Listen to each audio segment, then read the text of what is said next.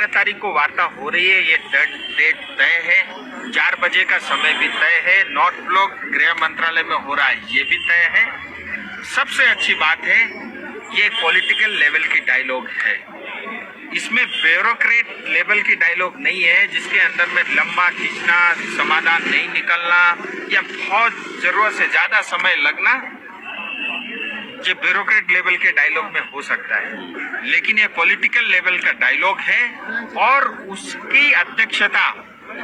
आप इसी बात से समझ सकते हैं। इस टॉक्स की गंभीरता स्वयं भारत के गृह मंत्री जी इस मीटिंग में मौजूद रहेंगे, उनके अध्यक्षता में ये वार्ता होगी।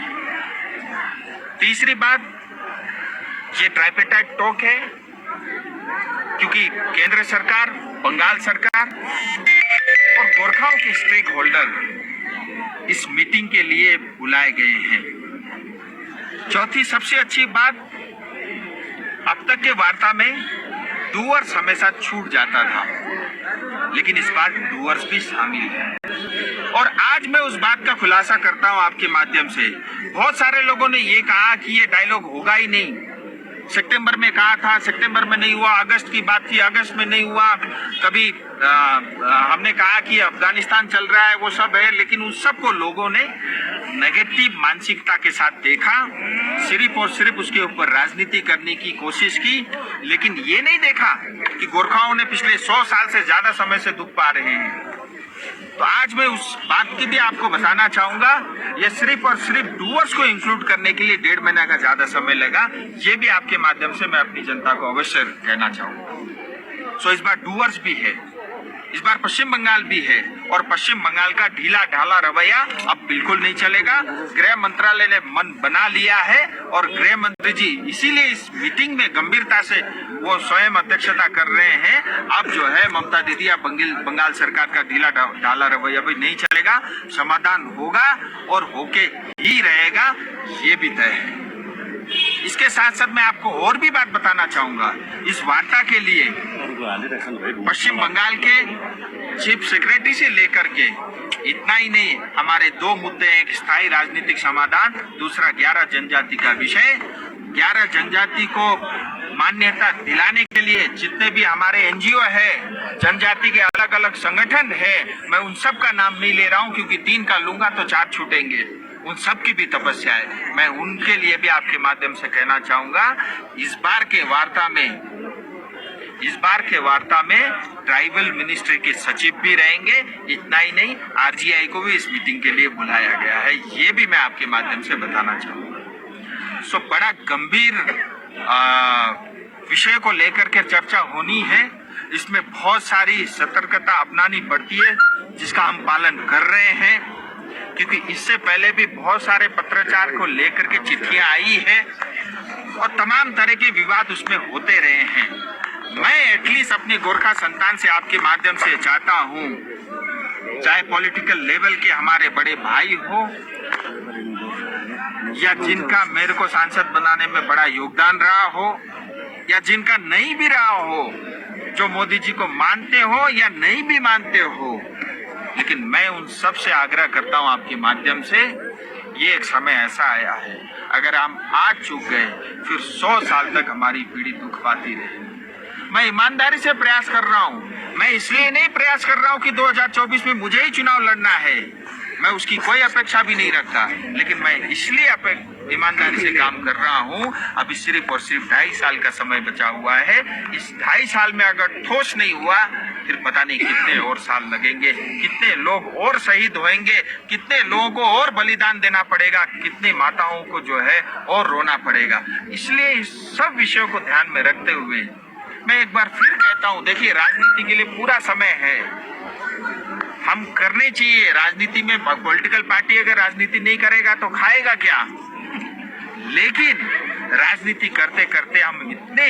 निचले स्तर तक गिर जाते हैं, हम अपने समाज को, अपनी जाति को, अपने क्षेत्र को, सबको भूल जाते हैं। मुझे लगता है उससे बचना चाहिए, हम सब एक हो करके। एक बात और, बहुत सारे लोगों का प्रश्न था कि हमें भी बुलाएंगे क्या, कुछ सिविल सोसाइटी के लोग भी आना चाहते हैं, कुछ मुंह बंद काम शुरू, ऐसे कुछ एनजीओ के मेरे पास फोन भी है, उनका पत्र भी आया है। सो उन सबसे भी मैं ये कहना चाहता हूँ, देखिए ये सिर्फ जो है मेरे लिए मीटिंग नहीं है, राजू बिष्ट को कुछ बनना है या कुछ पाना है, इसके लिए ये टॉक्स नहीं है, ये आपके लिए है। मेरे से ज्यादा अधिकार दार्जिलिंग की जनता का है, इस चीज को मैं समझता हूँ, लेकिन मेरी भी कुछ मजबूरियां हैं, क्योंकि ये टॉक्स गृह मंत्रालय की तरफ से तय हुआ है और गृह मंत्रालय से सबको पत्र जा रहे हैं। लेकिन आपके जो सुझाव है, आपने जो पत्र दिए हैं, मैं ये भी जरूर कहना चाहूंगा, आपके सारे सुझाव, आपने जो कुछ भी निवेदन किया वो मैं गृह मंत्री जी से स्वयं बात करूंगा और मैं प्रयास करूंगा कि आने वाले वार्ता के अंदर में आप सबको भी बारी बारी करके ज्यादा से ज्यादा लोगों को सुनने का मंत्रालय को भी अवसर मिले, क्योंकि मुझे लगता नहीं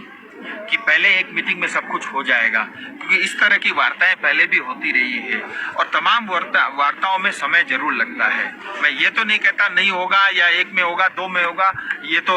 जो है गृह मंत्री जी तय करेंगे, उनको तय करना है, उनको निर्णय लेना है या पश्चिम बंगाल सरकार को निर्णय लेना है। लेकिन ये मैं जरूर चाहूंगा कि हम सबको ज्यादा से ज्यादा लोगों को मौका मिले, सिविल सोसाइटी के लोग, इतना ही क्यों, हमारे बहुत सारे गोरखा समाज के लोग जो दार्जिलिंग के बाहर भी रहते हैं, पश्चिम बंगाल से बाहर भी रहते, उनकी भी अपेक्षा रहती है कि दार्जिलिंग में जो कुछ भी होता है, क्योंकि दार्जिलिंग हम सब की आत्मा है, सो दार्जिलिंग में कुछ भी होता है उससे जो है असम को भी फर्क पड़ता है, उससे हम मणिपुर में रहने वाले गोरखाओं को भी असर पड़ता है, देहरादून तक भी जो है इसकी गूंज उठती है। सो मैं ये भी कोशिश करूंगा कि उन सबको भी सुना जाए और जितने ज्यादा लोगों से मिलेंगे, जितने ज्यादा लोगों को सुनेंगे, मुझे लगता है सबको ये लगेगा कि उस समाधान के अंदर में हम सबकी आत्मा भी है, हम सबके सुझाव भी है। सो यही मुझे आपके माध्यम से कहना था और अगर आपके कुछ प्रश्न हो गवर्नमेंट का बात होगा मीटिंग पे। देखिए, एक तो मुझे बड़ा आश्चर्य होता है जब मैं कुछ नहीं बोलता, आप मुझे बार बार मेरे कसम याद दिलाते हो कि मैं चौरस्ता के सामने खड़े होकर क्या बोला था, आज आप क्यों भूल जाते हो? सो ये स्पष्ट है, देखिए गोरखा और कुछ नहीं चाहता और जो गोरखाओं के सपने हैं उसी सपनों की पूर्ति के लिए ये टॉक्स है, ये भी मैं आपको बता देना चाहता हूँ और कभी जाके चौरस्ता में भाषण करेंगे मैं फिर बोल दूंगा। राजू जी, ये मानते हैं कि ये जो टॉक हो रहा है ट्राइपेटाइट टॉक, ये क्या स्टेट गवर्नमेंट का मेन रोल होगा? देखिए क्या होता है, जब भी ट्राइपेटाइट बोलेंगे तो केंद्र सरकार, राज्य सरकार, गोरखा स्टेक, तीनों है स्टेक होल्डर, सो ट्राइपेटाइट टॉक ही है और उनकी बड़ी भूमिका है, इसमें कोई दो राय नहीं है, क्योंकि हम भारत में एक फेडरल स्ट्रक्चर के अंदर रहते हैं तो उनकी बड़ी भूमिका रहेगी और उन्होंने भी कहा है कि हम समाधान करेंगे। लेकिन मैं आपके माध्यम से टीएमसी को, पश्चिम बंगाल सरकार को ये भी बता देना चाहता हूँ, हमें ऐसी कोई परमानेंट पॉलिटिकल सॉल्यूशन नहीं चाहिए जो पश्चिम बंगाल चाहती है, जैसे जीटीए है या इससे पहले जो कुछ भी था। हमें ऐसा परमानेंट पॉलिटिकल सॉल्यूशन चाहिए जिसमें केंद्र का बड़ा भाई वाला रोल हो, जो संवैधानिक हो, जिससे से ज्यादा अधिकार और स्वतंत्रता हमको मिले और उससे भी बड़ा होगा, आप निश्चिंत रहिए। क्या स्टेट गवर्नमेंट जाएगा इसमें? जैसा मैंने बताया, देखो ढीला ढाला रवैया बहुत हो गया और गृह मंत्री जी और गृह मंत्रालय मन बना के बैठा है,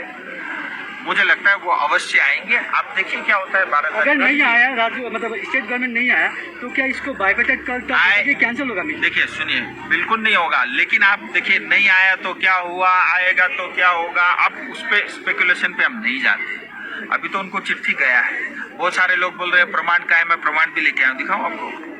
इधर मेरा मोबाइल, लेकिन मैं आपको दूंगा नहीं क्योंकि मुझे पता है, मैं बोल रहा हूँ ना इस बार बहुत, मैं इस चीज को ना ये समझो मैं खुद ही कोऑर्डिनेट कर रहा हूँ। प्रमाण नंबर 1, ये भारत सरकार गृह मंत्रालय, ठीक है, ये किस चीज को बुलाया है तो निजी सचिव अल्पसंख्यक मामलों के राज्य मंत्री, ये जोन बारला जी, मुख्य सचिव पश्चिम बंगाल सरकार, शरद चटर्जी रोड है क्या पश्चिम बंगाल में, सचिव जनजातीय कार्य मंत्रालय भारत सरकार, शास्त्री भवन में इनका कार्यालय है,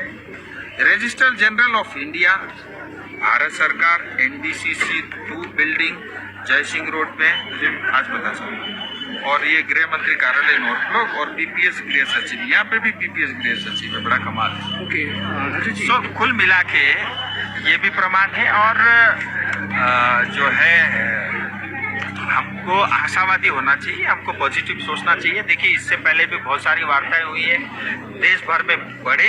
समस्याओं का समाधान के लिए बड़ी बड़ी टॉक्स हुई है, तो ये भी उसी प्रकार से होगी। राजू जी, लेटर को लेके बहुत आरोप आ रहा है कि फाइल नंबर से मेरे पुराना लेटर को पेस्ट किया है, हैंड राइटिंग। हाँ सॉरी मैं दो चीज भूल गया, एक तो हॉलीडे को लेके और फाइल नंबर को लेकर।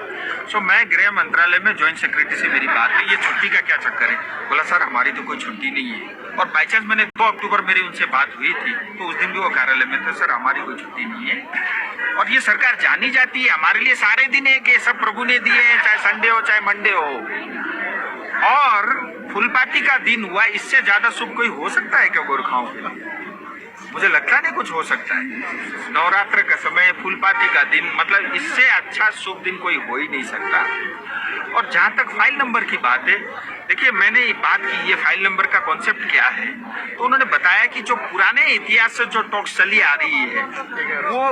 वो जो है उससे भी पहले से चली आ रही है, उसमें कुछ डिजिट जो है कॉमन होते हैं। सो मैंने काफी कोशिश की रिसर्च करने की, क्या है मेरे पास वो सारे दस्तावेज मिले नहीं, कुछ 2 नंबर के डिजिट सेम होते हैं, फिर कंटिन्यूटी में चलता रहता है। क्योंकि दार्जिलिंग किसी को समझना है तो पहले उसको ये समझना पड़ेगा आज क्या व्यवस्था है, ये भैया ये नहीं चाहिए हटाओ इसको, फिर डायलॉग शुरू होगा। सो इसके लिए मुझे लगता है फाइल नंबर है, लेकिन अगर आपके माध्यम से ये भी कहना चाहता हूँ, अगली बार फाइल नंबर हटा देना है हटा देंगे। अगली बार अगर आप ये कहेंगे संडे को नहीं रखना मंडे को रखना, आपसे पूछ के मंडे रख लेंगे। सो पूरा फ्लेक्सिबिलिटी है, कोई दिक्कत ही नहीं है, क्योंकि भारत सरकार भी हमारी है, हम भी भारत के नागरिक हैं, गोरखा हम सब भी भारत के ही हैं, तो समस्या है क्या है? तो हमारी खुशी के लिए जब मीटिंग हो रहा है, जैसा हम चाहेंगे वैसे ही हो जाएगा। और कुछ कालिम्पोंग एमएलए को लेटर नहीं मिला, वो भी स्टेक होल्डर ही है। हाँ, ये भी अच्छा प्रश्न है, उनको क्यों नहीं बुलाया? पहली बात तो ये गृह मंत्री जी को तय करना है किसको बुलाना है किसको नहीं बुलाना। दूसरी बात,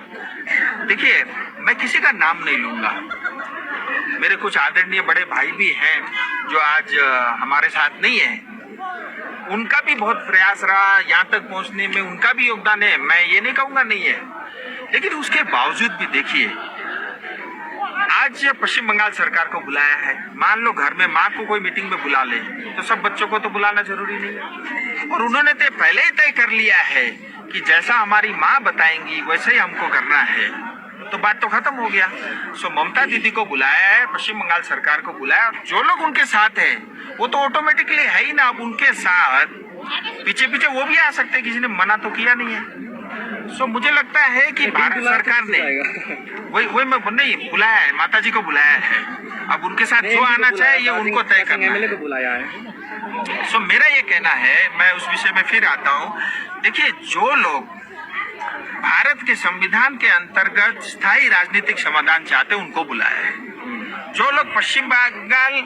के जैसे अभी जीटीए पश्चिम बंगाल असेंबली के अंदर पास होकर के जो व्यवस्था चाहते हैं उनको नहीं बुलाया है। मुझे लगता है ये स्पष्ट ज्यादा स्पष्ट रहेगा। बहुत बहुत धन्यवाद।